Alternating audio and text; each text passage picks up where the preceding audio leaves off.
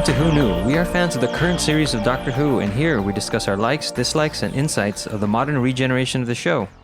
Today's episode is episode 8 of season 2, The Impossible Planet. They say the devil is in the details. I say he's trapped on the planet. The Beast says, welcome to hell. The Impossible Planet is written by Matt Jones, directed by James Strong, and originally aired on the 3rd of June 2006, and it was originally watched by 5.94 million viewers. Let's go around and introduce ourselves. Hi, this is Brian. Hello, this is Frank. This is Kelsey. Hello, this is Auburn. Arlene. This is Josh. Hello. And this is Eugene. The TARDIS materializes aboard an Earth station on a distant planet. As Rose and the Doctor make their way through the corridors, they come across writing that is so ancient that the TARDIS cannot translate it. Whoa. They are also introduced to the Ood, a race that must feed. Cue the credits. And there was a lot of impossible things happening according to our characters. I think the Doctor said impossible a few times in that cold open. Yeah. Yeah, there and then in the next scene, there's just the things going constantly. The word impossible shows up. Yeah. So where were we? Well, No, go. on this one, when they first show up, I thought it was really interesting that the TARDIS did not want to land there. Yeah. Oh, He's really? Like, I didn't he's saying, catch there's something that. wrong with the TARDIS. It doesn't want to be here, but I don't know Well, why what do they've continued to land here. But there was fighting something. What do you say? It was a bit something Impossible? queasy, Yeah, queasy or something. Yeah. I don't know if that was the exact word, but something like that. But I also love how that Rose is like, oh, well, okay, we could go back into the TARDIS and go somewhere else. And that this is another one after last week's. This is another dark and stormy night kind of feeling when the storm is, just pounding outside. Or we don't know what. Yeah, but that's what they think it is for now. So where were we? The Ood are a race that must feed you if you are hungry. Something is affecting their speech, and they apologize. The occupants of the space station enter and are amazed to see visitors. An earthquake is imminent, so the crew take the Doctor and Rose to the central hub for safety. It is a large quake, and Captain Zack sends Toby, the team archaeologist, to assess the damage. When he is alone, he hears a voice calling to him. The planet is orbiting a black hole, something the Doctor states is impossible. How often does the Doctor come across races that he doesn't know of? It struck me in this episode, but is it something that happens often? I just haven't thought about it. Not often. Yeah, it's not. So I was like, why wouldn't you have heard of this Right. Ood? That's a good point. That's interesting. I have no answer. We have no answer. Because the script says it so. Oh, well, there you go. Yeah. But that's good that you point that out. I found it odd. Yeah. I found it Ood. found it Yes, Ood? yes. You found the Ood odd? I did like the little dialogue the Doctor has when they're walking through the corridor saying, oh, these stations are like kits. You can just put them together real quick anywhere. And it's like, very good production thing. So the next time we have a space station, it looks the same because they're all built the same. And I was going to say, I'm like, it looks like all the other space stations they've landed Yeah. Even the inner workings of the TARDIS, when they go like further into the TARDIS, it kind of looks the same too. Yeah. That's true. So the production designer's going, thank you. That made me think of like IKEA kits. Like this is an IKEA. Here, let's go to IKEA and buy a space station. Well, TARDIS does sound like the name of an IKEA product. Did anyone think that when she opened up the panel to see the black hole, that it was the Iron Siren? Oh, yeah. I can see it now. The planet was once referred to as Croptor, the bitter pill. The crew explained that the planet is somehow generating a gravity field that creates a funnel in space. This funnel balances the black hole's gravity and allowed their ship to get to the planet. The Doctor says that a field like that would use a massive amount of power. They say that they're here to locate the source of that field and are drilling 10 miles down into the planet to reach it. Rose asks about the Ood and discovers that they are a slave race whose existence is only to serve. Man, it's a cookbook. Always beware of those who just want to serve. Huh? Another Twilight Zone reference. Right. As soon as you hear them say that about the Ood, that they're slaves, and you're like, "Oh, Rose is not gonna like that." Yeah. And then cue Rose indignant speech. You have slaves? What? But she always goes and talks to the workers, talks to the normal run-of-the-mill people to find out what's really going on. I like it though. I mean, that's her purpose for the script, but it's also like you're always waiting for it. I like it when you're invested enough in the When you character. can anticipate what the character's going to do, that's consistent writing right there. Absolutely. I also liked, even in that first scene when you're meeting everybody, the group felt very cohesive. Like they didn't feel like actors like, well, I'm Johnny on the spot and I do this. It really felt like there was a matter of factness to all the things that they were doing, and then the way they spoke to each other, that it felt like these two have interrupted the lives of this group of people. Yeah, I do think they really got together along really well. So much agree so with you that on that. I felt bad when the first one bought it. Bites it, yeah. Spoilers. Well, come on. Is this also the scene where the doctor hugs Captain Zach? Yeah. Or is it after? That's right. Anyway, I'm bringing it up now. I like that scene. Yeah, because it was like, why Yeah, I did did too. you go there? Because it was there. And he's like, "Oh, you humans, you're magnificent, you're fantastic," or whatever. What is that? Is that an original? Is that a quote? Did that originate from somewhere? I think it was, the. Which one though? Why'd you climb the Why'd mountain? you climb the mountain? Yeah. Oh. Because it was there. Why'd you climb Everest? Because it was But there. it was That Everest. Yeah, okay. That I was thought it Edmund was Hillary. Sir, Edmund Hillary said that In 1953. Yeah. Little callback to to the last And he episode. mentions that. He mentions that in that episode. Yeah. You're right. Very So- quickly. But when he's hugging them, he's like, "You guys are great. Now Get get out." out." Right, yeah. As they discuss the situation, Toby says he is the one who wrote the ancient text on the station's wall from fragments they found while drilling. This planet once had life, and its inhabitants buried something deep within it. When the quake hit, the station was damaged, and the section housing the TARDIS fell deep into the planet. The Doctor wants them to divert the drilling so that they can get to the TARDIS, but Captain Zach denies this request. I love the fact that they have this gigantic quake and parts of the station literally fall into a new hole, and no one seems to care. It's like, do you think more happens a more lot. of Yeah, I more of think the it did, station's yeah. going to be Probably. falling down soon, and you're all going to die? Because they've learned not to get too attached to any furniture. Or life. I mean, it's just kind of like, I mean, we see the little shot of it sitting on the edge of the cliff now, but they would know that they're on the edge of a cliff, and no one seems to care. Like, there would be more panic. I don't know. And then like their earthquake, it was pretty intense and things caught on fire and it was kind of like, oh, there's fire extinguisher. Let's put it out. Yeah, but we're from LA. I mean, that was what, a 5.0? Big deal. Yeah, big deal. Yeah, I feel like they're missing a little bit of like what makes Alien so great is that like workplace, like they're all very cohesive and together, but there's not a lot of like complaining about the higher ups. Like they're all just there and committed to being there. But like you said, like this is a suicide mission and there's not like, I didn't think there was enough. I mean, Toby does. I mean, Toby, it's not my job to go and check for damage. But that's still like to the captain, the acting captain. Zach. That's not like Zach. That's to Zach, the acting captain, not to like why does corporate, that we saw Oh, a right. brief TARDISode that takes Empire. place before. Yeah. So there's a human empire. There's this huge power source. This is definitely they're sent there to obtain something. They're not there to do research. They're not there to discover what happened to this lost civilization. They're there to get power. And these blue collar blokes that are doing all the work are very happy about it. Like, they, and maybe because the Ood's there, they're like, oh, we get to kick the Ood, so we feel better about our own space. They're like but- too excited. They're too excited about the exploration. Is Yeah. what you're saying? They're too Yeah. excited about the exploration aspect and not so much about the suicide safety. mission that they were sent on. There should be more panic. Yes. Like More when they say panic, like yeah. people go insane by looking at the black hole. Well, then why open it? No, but like they should be like in fear of it Yeah. instead of being like, ooh, look how cool. Well, to play the devil's advocate, pun intended. Literally. You're thinking of people who went to sea back a long time ago when it was the adventure and it was like mostly you could definitely die in it, but that's what you wanted to do. You wanted to go and explore. You wanted to do this. This seems like they have to get the power source. That's their job. There's probably nothing really set for them at home until they bring this back. They probably don't have a lot of money or any prestige to go on this suicide mission, and knowing it's going to be an impossible planet. You're not supposed to be able to even get here.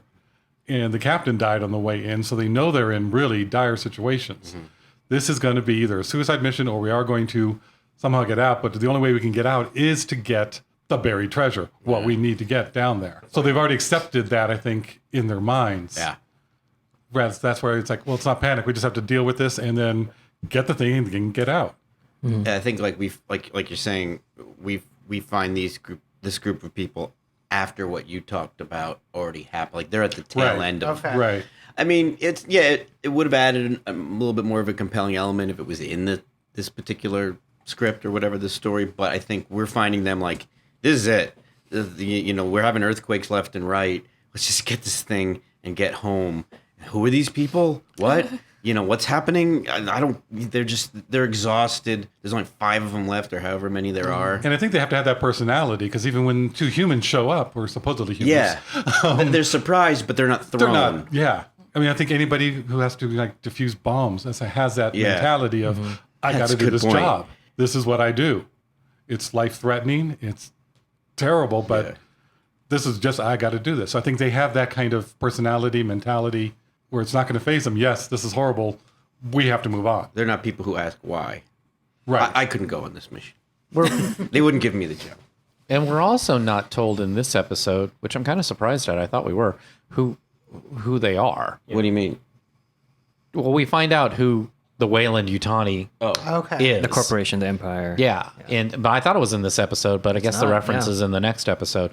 And, when you kind of hear that, you're like, oh, yeah, that's usually a group of people that are rather committed to their purpose. Yeah, to the cause. Yeah, to the cause. Will. Queen and country. I find it interesting that they bring up this planet has no name. And then they bring up a name. Yeah. But to me, I think that's more of they mistook that name to be the name of the planet rather than maybe something else. So I just want to put that out there going, that could be why that said, that happened, whereas there is no name, but they reference this as crop Crop-Tor. Oh, and is that the name that's brought up later? It's brought Okay. up There's a couple I think. previously. Later, Toby is examining the ancient writing when he hears the voice again, threatening him not to turn around or he will die. The writing has transferred to his skin and his eyes glow red. He collapses to the floor. Very cool. I like all Very that. creepy. I did want to bring up a reference earlier when the doctor is trying to figure out how this all could happen. And he figures out the math of it, where it was 66 every 6 seconds with the 666 being mentioned. I didn't catch that. And Rose, that's all the 6s. Yeah. Where was I? Also a biblical reference of not turning around, because when when Moses asks to see God, God says you can't. So he saw God's back, kind of thing. So it's like, because as soon as you'll see me, you'll surely die. I was thinking Lot's wife. Lot's wife. That too. Pillar of salt. Pillar of salt. But And then I would also die because I'm the type of person I'm looking. I would too. I'm like, I'm not going to listen to what you say. Yeah. If you're going to taunt me and be like, you're right behind me, then I'm going to turn around and at least try to punch you I'm like, you're before I going to die. kill me anyway, right? Exactly. I'm not allowed to have Listen to your salt. voice. That's not a good voice. No. Hungry. Sorry, another. Oh, well, it's also a really good and well used device over time of I'm right behind you, don't turn around. That a horror movie from Keep it children's stories creepy. and stuff like that. So it's like it reminds me a lot of the last episode and the things that they keep using. Plus, it's cheap because you don't have to pay for any effects of the actual monster. But actually, watching it this time, I didn't take it as there was actually anybody there. I kind of took it as, it was all inside him. Like the whatever was happening to him infiltrated him through the writing. So it was all maybe telling him if he turns around, it's going to kind of break your concentration. So don't turn around, so I can possess you. Right. Because there was no one actually in the room. And he just he turned around too late and he was possessed. I agree with So that. actually, the only way for him to live was if he turned around. Immediately. Yeah. I noticed that the drill is increasing on its own, the speed of the drill. The captain's trying to slow it down, going, no, we're going to stay at 60, but it keeps amping trying it to up. get down there faster. Oh, okay. Yeah. I didn't catch that either.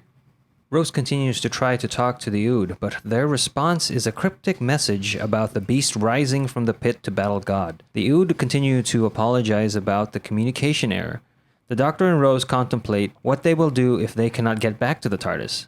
An ordinary life is not for the Doctor. Rose's phone rings and a voice tells her he is awake. She throws the phone immediately. They discover that the Ood communicate telepathically and wonder if their odd communication is a result of picking up transmissions like Rose's phone did. Then he shows the Doctor and Rose how he monitors the Ood telepathy, which now is spiking. Some thing is communicating with the Ood. There's a lot of really funny moments in this episode that I think when you're first watching it you miss because it is so like it's a scary episode. It's terrifying, especially since it has like this supernatural element to it. But yeah, I enjoyed watching this the second time and like being able to laugh at like Rose throwing the phone and being able to laugh at earlier little comedic touches in this episode. I like how quickly she throws the phone. Yeah, I know. My fifth was, you can break it. Just a phone. I throw it. Yeah. Well, I that knew I had voice. no reception and something just talked to me. No, thank you.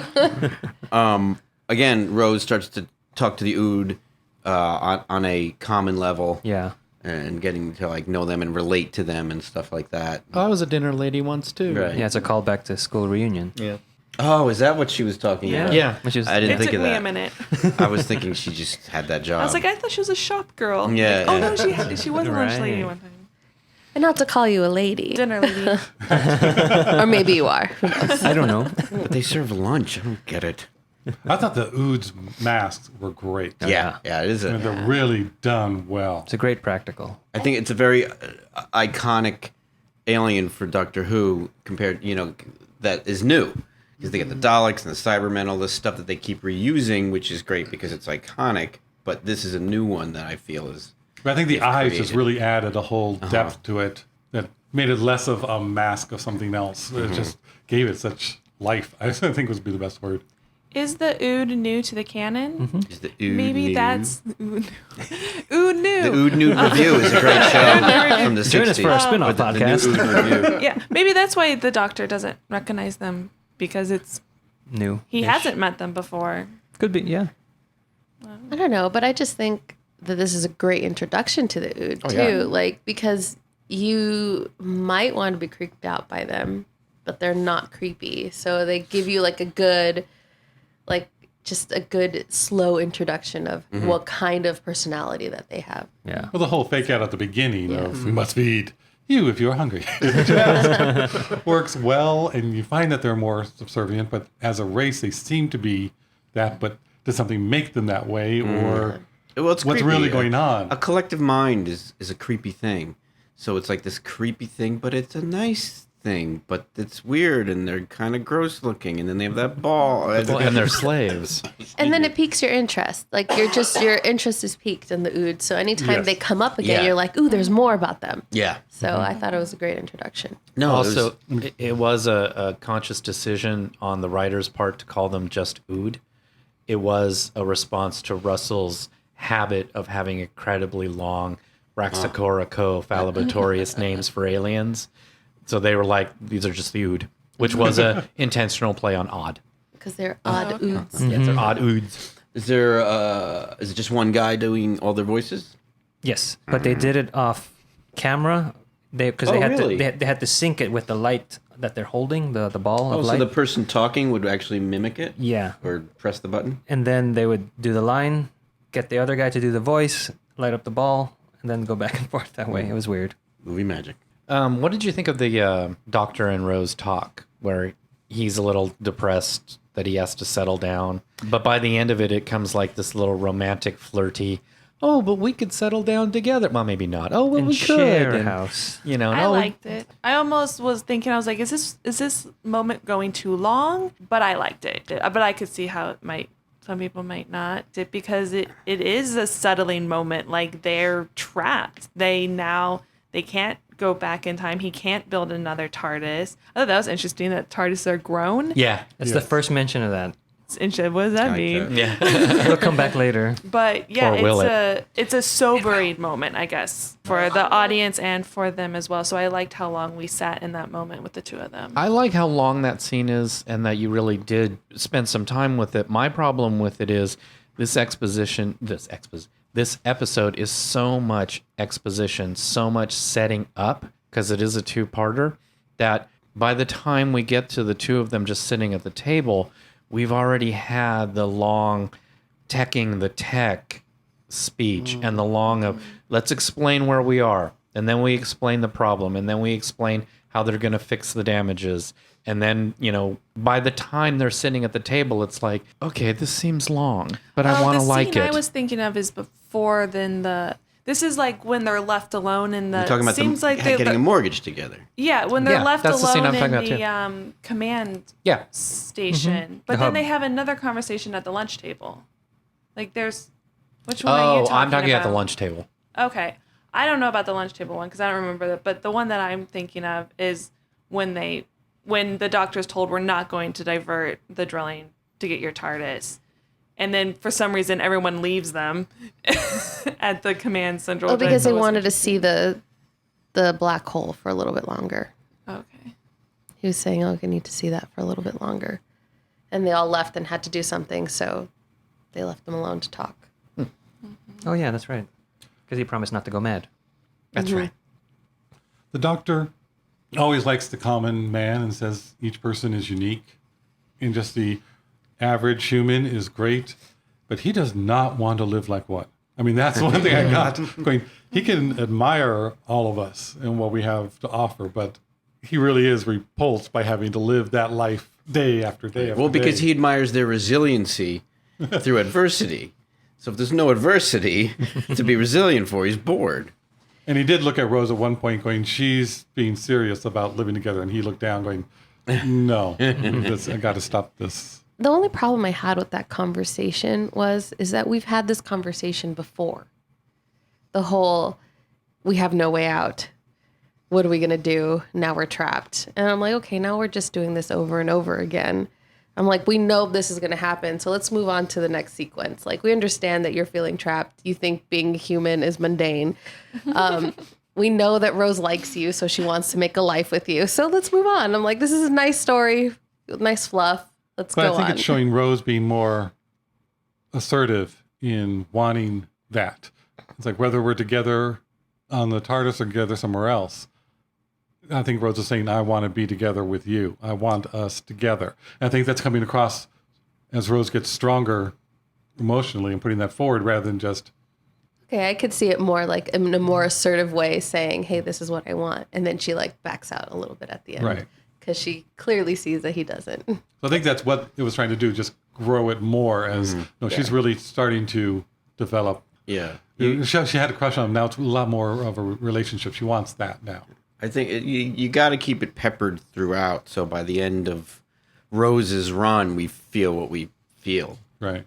Okay. I also felt this episode, to go along with what you were saying, is that she felt a lot more mature. She's starting to feel much more of an adult than some 19-year-old kid who's swept up in all this business. Like especially in the last episode, she's taking more action. This episode, I feel like she's like there with everybody. Mm-hmm.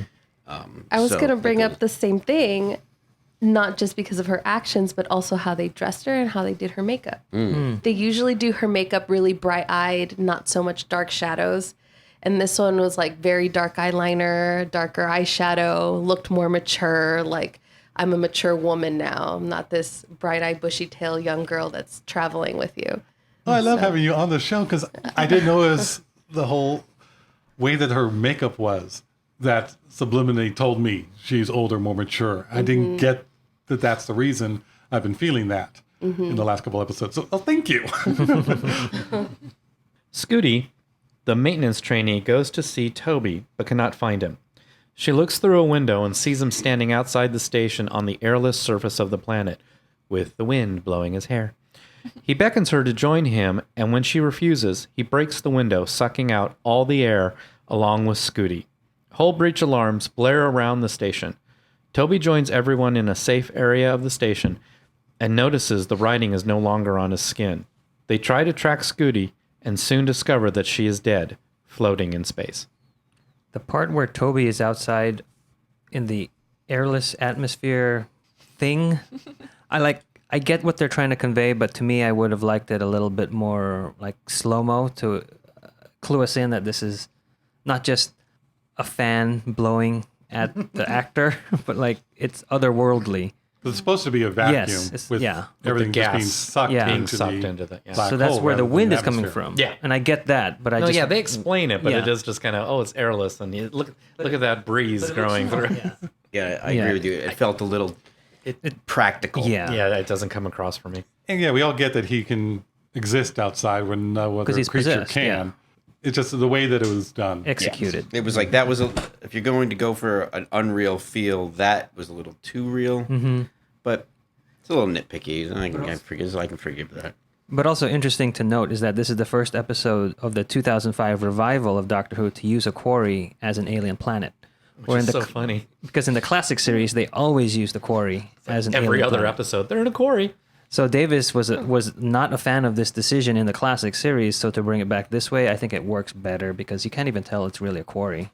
Because of the lighting and how it's shot. It's just done really well. Mm-hmm. I thought the performance of Toby guy. I mean, he sold all the anything cheesy that was going on with him. The actor sold. Yes. That was very convenient that his markings all over his body were like on his face and the inside of his hands, so that when he is like bunched up and covered Covered, up, yeah. no one can tell that he's marked everywhere. But then they disappear. Yeah, they went to the back of his hands, I think, when he's completely... No, it was always it? on It was the always on inside, the and the back of his hands were always clean, so that when he covered his neck, you couldn't tell see. there was anything wrong with him. But I like how when he came back in and the markings were gone, you saw he was surprised that they were gone when no one was paying it. So it wasn't an act. Like that's when you start to believe like that he's not the bad guy. Right. You know, and He's it possessed. reminded That he me- is pos- yeah. Yeah. Because he does say to the doctor, I was in my lab and I don't remember. what happened. Right, but you need to see that moment of him not understanding what's going on by himself. Yeah. So Yeah, it didn't that's seem true. like he was lying. That's true. I loved the music when I agree with you. she was watching him from outside. The Yep. cello or... Oh, I was thinking you were going to say when they saw Scooty, but go It's the ahead. same. It's the song. same part, but when oh. she's first inside and Scooty's looking out at Toby, and they start this haunting, but not... It's not too It's haunting. not melancholy. It's Yeah. not sad. It's solid. I And got it more as lonely. I was gonna say lonely, Lonely. yeah. I see it And- as lonely. solitary. And it's just those cellos really sell that piece of music. It's on the soundtrack CD. Or It's very good. it's called The Impossible Planet because that's the name of this Did they episode. use it later on in the series? Because it also sounded very familiar to me. I think they do.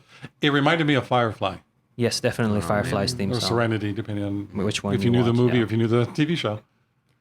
But But it has that kind of. It's not that melancholy that a lot have. But yeah, it's but just it was so, To me, it's lonely. solo. It's Yeah. it really to me it opened up the episode. It gave Yeah. it more of an epic feel, like something's going on beyond our TV Yeah, set. depth to something. Yeah.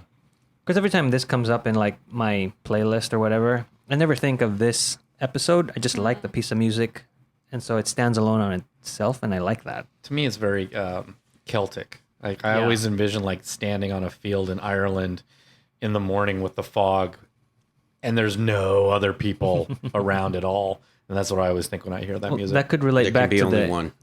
That could relate back. That's Scottish, not Irish.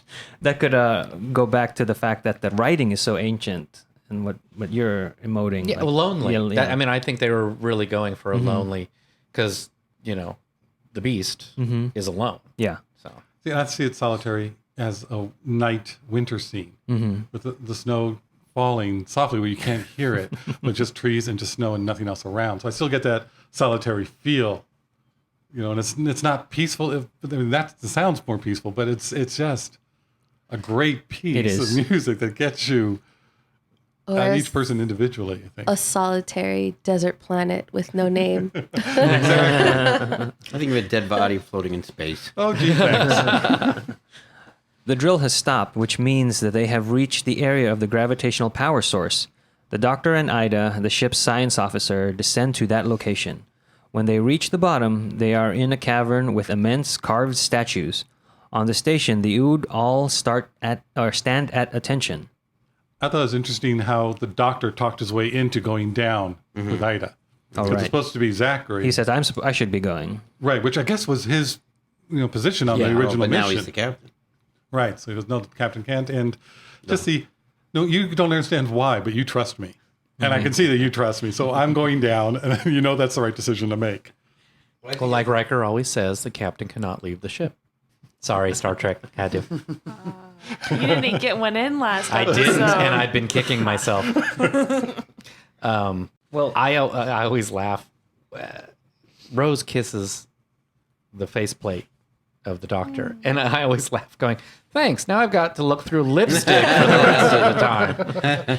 there's a scene where he got disinfected, and we. That's right. The reason maybe that Captain Zach trusts the Doctor is that Sean Parks, who plays Captain Zach, previously worked with David Tennant in Casanova. Yes, that's the reason. Jinx. That sound effect was a high five. There's no sound effect. It was real. It's a real high Too five. many scenes together. The telepathy monitor has increased again. Ida and the Doctor find a huge 30-foot seal on the ground with the same type of ancient writing as on the base. Yeah, now who looks at that Exactly. and says, yeah, let's open this? The Doctor. Buffy. He's curious. Above, Toby is once again covered with writing and tells those in the station that he is the beast and he is awake. The writing leaves his body and transfers to all the Ood, making them servants of the beast.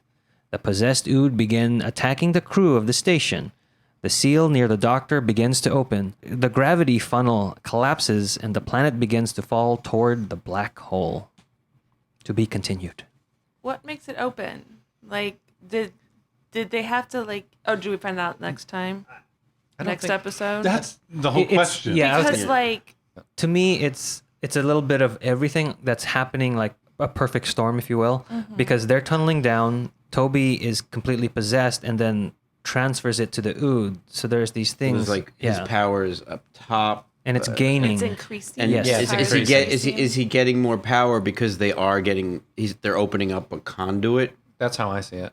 I didn't know if it was having the Ood on board because they're telepathic and he was able to then that go may through be. them. Because there's got to be something that it. Why would it just open?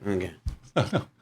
But because there is a webisode that's less than a minute long showing the beginning of this excursion to this planet, which they call, is impossible. This shouldn't happen. There's all these myths. It's not named. And there's an Ood in that little webisode who starts off saying Right. he is awake. Right. So I'm thinking he's been trying, this beast that we'll find out in the next episode, has been trying to get out of this pit. Well, that's the and he signal. sent, so he The sent tunnel thing. the relics and things out there. So he needs to somehow Like open this up and breadcrumbs to needs come to back. that drill to And come. maybe using the Ood as the catalyst to try and get the other people here. the kind of things. receiver. Right. Well, the Ood say that, or did Toby say this? Possessed Toby, or did the Ood say this, that he has woven himself in the history, the fabrics of time, Is that the Ood? something or other. Someone said Yeah. it, and then Who his says that? name was No, either Lucifer. And then they or- mentioned it's all the Toby. names: Croptor, Right. That's Ood. Lucifer. That's the Ood. Ood say that. Yeah. So that's Abaddon, which so like what we'll you're saying, Frank. hear He's again. been sending this stuff out, but more so in Right. like just To bring whatever people they here. say. And that's where I come with my idea. You know how I always have those. In that the planet's not Croptor, He is. but the word has been altered.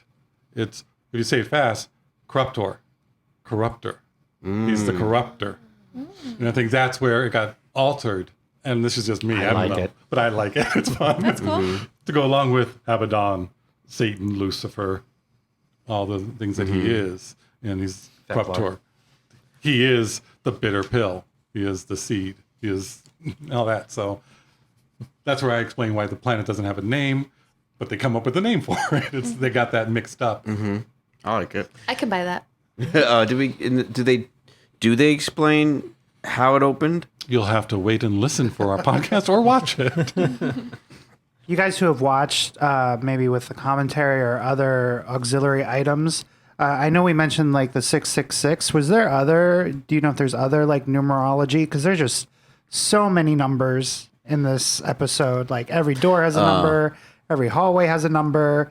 The Ood, Right. like basic level is a number. The drilling is a number. Like, Yeah. Oods all have numbers. yeah, somebody just went to town. Like every other sentence is a number, and I didn't have the time to like grit it out or research. I didn't know if they mentioned anything in the commentary. Only the 666 one. Okay, so if That's anyone's specific. listening and Wants to has take the time. degree in Kamala or something, let Wants us to watch know. this episode again.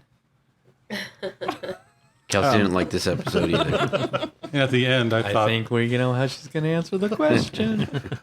Where you were asking earlier, it's Silas Carson who is the voice of the Ood. Ah, And this is also the first time we have the spacesuit that will continue on with the rest of this revival. oh, that's right. That orange one?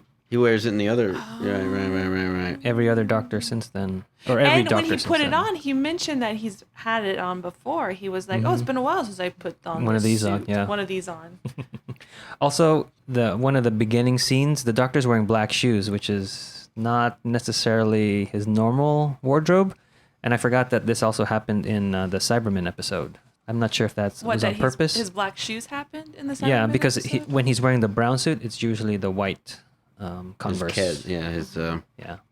I wanted to ask if you guys know the phrase "I shall become the manifest." Is that biblical? Well, I Am Legion is biblical, but manifest, I don't remember. The reason I say that is because the Oods say, "I shall become the manifest," but so did the Wire in The Idiot's Lantern. So we had 2 episodes in a row. I'm just wondering what it came from. So I'm just kind of curious I on that. have no. Because it does sound biblical, where it's like, I am become, word made flesh, kind of. That's what it sounds like to me. Even if it's not good to note that it came in 2 episodes back to back. Yeah. Yeah. Oh, and I did find out if it was biblical. Is it? It is. Manifest? Yeah, it's in Corinthians, First Corinthians, is that each one's work will become manifest. For the day will disclose it, because it will be revealed by fire, and the fire will test what sort of work each one has done. Ooh, fire. Oh, dear. Yeah, so it's like your bad actions will become manifest, so he will be manifest. So it's like your wrong actions, and it will. So be what they're shown. saying is what's happening isn't a good thing. No, Okay. not a good thing. I'm glad that's clear. Well, and then the Ood are workers. They kept mentioning the work. The work. It's like the work that you do. Like your actions will be brought to light by the fire that is of manifest that will be manifested. So yeah. Nice.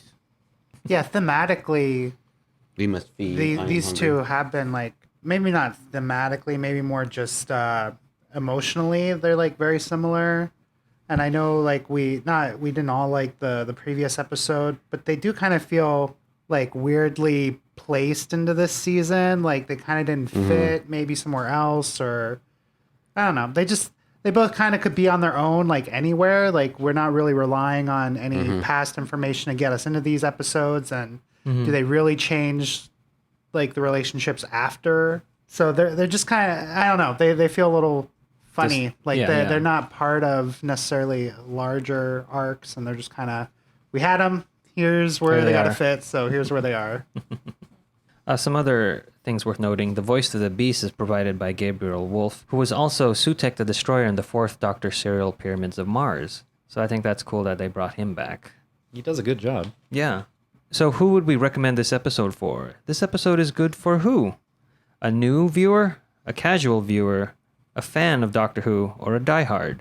For me, without any influence, since I'm first, I'm going to say that probably this one should be for a fan of Doctor Who. I do like this episode, but I usually do watch these 2 episodes together, so it becomes one big episode. I think someone who isn't a fan of Doctor Who, there's a lot of exposition, there's a lot of babble, a lot of just sitting around and talking. So I think if you're just watching it cold, you might not like it. So I'm going to say a fan of Doctor Who. I don't like this episode all that much. I mean, I think this season's odd in that the beginning was really good. I like a lot of those episodes, and center section, not so much, and then it ends well. I think there's too much setup for this one. It's a lot of 2-parters. The first part's really good. It's not just setup. It has a lot of setup usually, but it's a complete story and then extends into the second one. This one is just set up and not enough to stand on its own. So I'll go to Die Hard. I think I'm going to go to a Die Hard because I'm thinking casually you're going to watch them, like Brian said, together. You're never going to watch this just by itself. It's on just on TV. You might just say, well, I know it's going to continue the next one and it's not airing until tomorrow. not going to even watch it. So I'm going for my first Die Hard. Way to make the plunge. I don't know. Yeah, it's difficult to feel so dirty. categorize this one because it is the first parter of a two-parter. It's a cliffhanger. It's to be continued. But I'm going to have to put this in the last category of Die Hard. I'm going to agree with Frank, only because I don't really think this is one that fans really like. Like, I don't ever hear excitement about when I'm talking to other Doctor Who fans. I don't remember anyone bringing up this two-parter, first part or the second part, is like, oh, you remember that episode when they went to the Impossible Planet and, you know, something got... It's just, yeah. So while I'm just going to say it's a Die Hard category for me. I'll go with Kelsey and Frank on this, only because I want one of you diehard fans out there to grid out every number that's in this episode and figure out what they all mean. Of course, I have to be different. Just someone who's casual, because it has a cool storyline, because everyone knows the storyline of the devil. Everyone's curious about, ooh, you brought up the number 666 by doing a calculation. So it'd be kind of like, oh, that's intriguing. Again, not something that's going to capture someone to be like a forever, like, Who viewer, but it'd be like, oh, it's a good episode. It's a cliffhanger. Sure, I'll see what's next. So it's just a casual viewer. Your turn. My turn. I agree with Arlene. It's not good for a new person because it's just a half of a story. But I find it I think it's good for a casual person because I find this episode really compelling. It uses a lot of tropes, you know, like The Thing and aliens and stuff. Event Horizon. But and then when they mix the scripture in with it, and when any story takes scripture and then makes it work, in either geek speak or factual things, I get a big kick out of that. And the whole creepiness of him getting possessed and they're trapped, I find it compelling. So I think just story-wise, even though there is a lot of exposition, there's a lot of peril that they're constantly in, the earthquakes. So every time I started to think, every time I started to get slightly bored, which I didn't, but something kept happening to put them in peril. So if you're just casually watching and you like Doctor Who, I wouldn't purposely watch just this episode, but if I was watching and this was on, I would probably watch the whole episode. Or you mean the two-part, the No, story arc? No, this just episode. this one. Never mind. Yeah, just I forgot this was a two-parter when we were watching it, and then I was like, wow, a lot's gonna have to happen To wrap it up. and then, but I was still with it. So Kelsey was thrilled when she realized it was a two-parter. For me, I'm probably going to go with casual, but I would probably want to watch both of these episodes together, meaning the next episode, The Satan Pit, with The Impossible Planet. And what also makes this episode for me is the music, the soundtrack for The Impossible Planet. That's the name of the track. And you see it first with Toby being outside the airlock, and that's creepy, but then you get to the climax of that particular piece of music with Scooty's death and her floating in the space, I guess.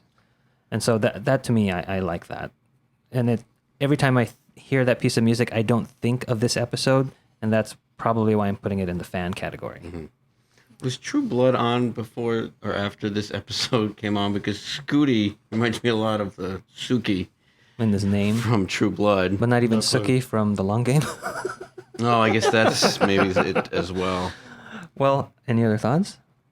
No, just that I think we're all looking for, even me, I am looking forward to watching the completion of this Yes, two-parter. I agree with you. I'm looking forward to continuing this story. Even though I didn't really like this episode, there are some really good parts. The music, the introduction of the Ood, and how that's done, and them as a race. So there are some good points to this. It's not a bad episode, it's just not personally Yes, I agree one with of my you. top ones. What I like about you just made me think that these characters, the Doctor and Rose, or the Doctor and his companion, can fit into anything. The werewolf, the Twilight Zone, this, it's like you can pop these characters into any type of story, which is what's so great about it. As long as it doesn't have a mortgage. Right. Exactly. So that wraps up The Impossible Planet. Join us next time when we conclude this story with the Satan Pit. We will see you next time when the future becomes the present. Thank you for listening to this episode of Who Knew? Our wonderful theme music is by Michael Grady. You can find his work at theuniverseexplodes.com. You can find this show in several places. Follow us on Twitter at Who Knew Podcast. Subscribe, review, and listen to us on iTunes and Stitcher. Or our YouTube channel, youtube.com/Who Knew Podcast. All of our episodes are on whoknewpodcast.com. You can leave comments there or email us at whoknewpodcast@gmail.com. This podcast is inspired by Doctor Who. The longest running sci-fi show in history. And especially the revival spearheaded by Russell T. Davis. Thanks to Russell, Sydney Newman, Verity Lambert, Ron Grainer. And all those involved in the adventures of our favorite Time Lord. Your work continues to inspire and entertain. Oh, is that an ice cream truck? It's the beast. I don't know if that's going to get picked up. Can you hear it? It'll probably be there, but it's okay. It's gone. Okay. Was it really the heir of Slytherin who opened this Chamber of Secrets?